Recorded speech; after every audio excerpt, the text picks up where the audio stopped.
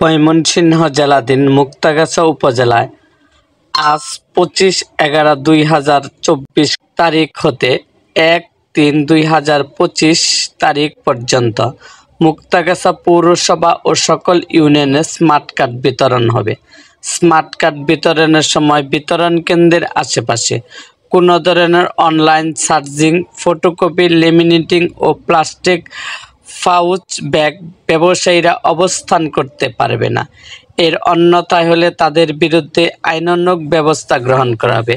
Online charging, photocopy, laminating, প্লাস্টিকের pouch bag ব্যবসায়ী, দালাল ও প্রতারক চক্র থেকে সর্বসাধারণকে সতর্ক থাকার জন্য এবং স্মার্ট কার্ড বিতরণে কোনো ধরনের অনিয়ম পরিলক্ষিত হলে উপজেলা নির্বাচন অফিসে অভিযোগ জানানোর জন্য অনুরোধ করা হলো।